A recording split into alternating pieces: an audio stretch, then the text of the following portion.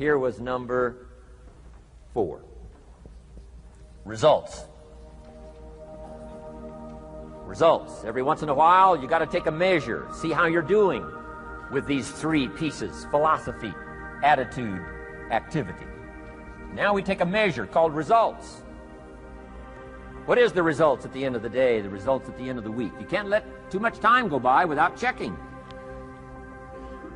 When time goes by, 6 years I'd been out there working when I met my teacher, Mr. Schultz. Schultz said, well, Mr. Rohn, let's just go through a little summary here. He said, in the last 6 years, how much money have you saved and invested? Let's go through a little tab list here. How much money have you saved and invested the last 6 years? I said, what? 0. He said, you have messed up. You remember these notes. I like that. You've messed up. He said, who sold you on that plan? I thought, my gosh, the man's right. I'm a nice guy. I bought the wrong plan. What if you were 50 and broke? Right? Didn't need to change countries. Bought the wrong plan. What a sad scenario that would be. But Schultz said these questions. Let's go through some results.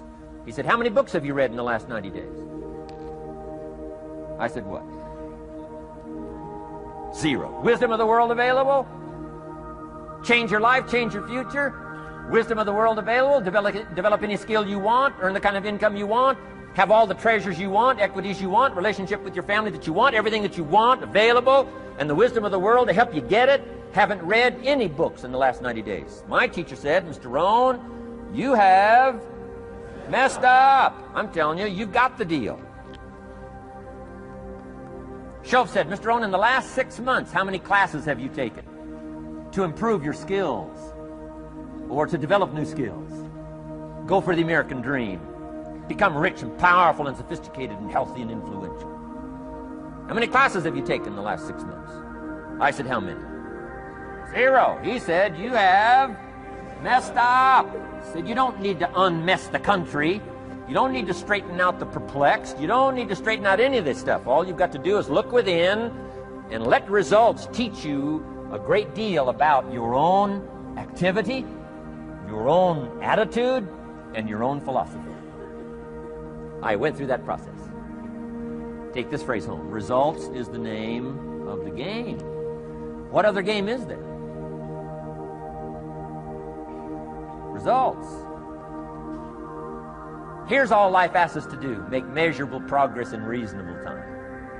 Just take home that little phrase. Good phrase. We're asked in life simply to make measurable progress in reasonable time. We demand it of our children. How many years do you want your child to spend in 4th grade?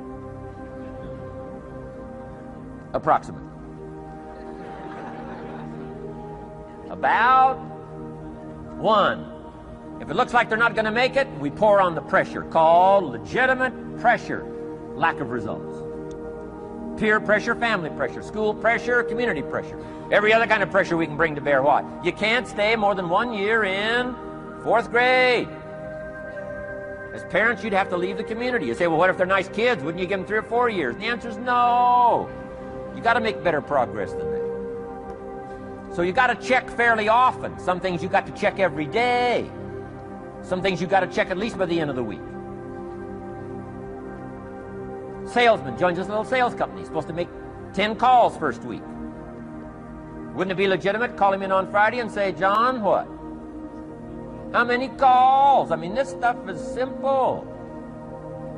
John says, well. Say, John, well won't fit in this little box here. Well. Now John starts with a story. You say, John, I made this little box so small so a story won't fit. I don't need a story. I need what? A number. A number. What will a number tell me? Everything. John's supposed to make 10 calls. What if he made 20? You say, wow. Wow. We got somebody. What if he only made 1 call? Whoa. Will that tell us something about John's philosophy? And the answer is yes. Will it tell us something about his attitude? Of course. Will it tell us something about his disciplines? Of course. And if he wants a lesson in life change. All he has to do is be willing to face the numbers and come up with the results that will teach you to either celebrate if you got good results or fix whatever needs to be fixed in your philosophy, attitude, activity called disciplines. You don't need to go anywhere else. I do believe in affirmations. They are valuable as long as you affirm the truth. Because it says in ancient scripts, the truth what? Will set you free. Free to do what? Amend your errors and pick up new disciplines. That's what the truth is for, to help us amend our errors and pick up the disciplines for life change. That's what the truth is for. So I do believe in affirming the truth. If you're broke, best thing to affirm is, I am broke. You put that up on the refrigerator where you can see it every day. I mean, that's how you do that.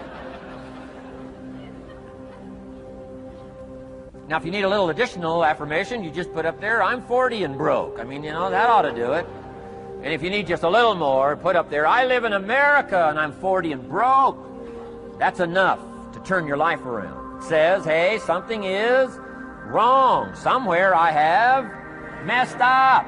And I'm telling you, if you'll start with that, it's called the process of life change, and it doesn't matter how small the process is to start. One discipline starts it, and then one discipline feeds another, and the first thing you know, you've got this whole cycle in an upward positive motion. And it's called life change. It's called income change. It's called health change. Relationship with your family change. Equities unprecedented that you can have in numbers that will stagger the imagination if you do not curse what's available and start amending what's possible to get the results that you want. I don't think I can put it in any better language. That's it. Kids can do it. Teenagers can do it. Parents can do it. Managers can do it. Right? Government officials can do it. Anybody can do it. Anybody can do this stuff called personal change. Results is the name of the game. Success is a numbers game. Good note to make. Success is a numbers game. You got to go for the numbers. You got to understand what the numbers are. How many pounds overweight should you be at age 50? Approximately.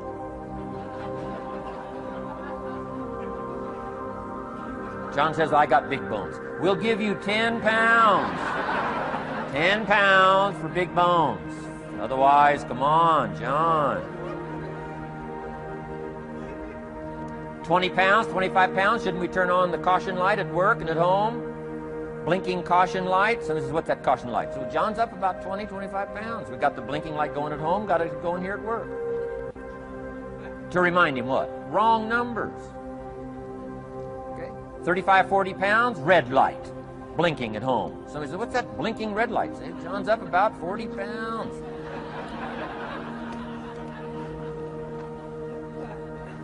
$50 pounds. We got the siren. What's that siren at home and at work? John's up about 50 pounds.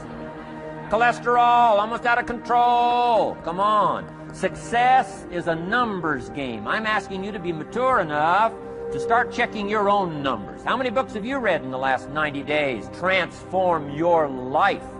Become cultured, powerful, sophisticated, healthy, influential, all the rest of the stuff you want. How many books? How many classes? How committed are you to taking what's available and turning it into equities unprecedented, since we live in a country that there's been no such country in the last 6,500 years? If you'll pick up that process, ladies and gentlemen, I'm telling you, it's called life change of the best order.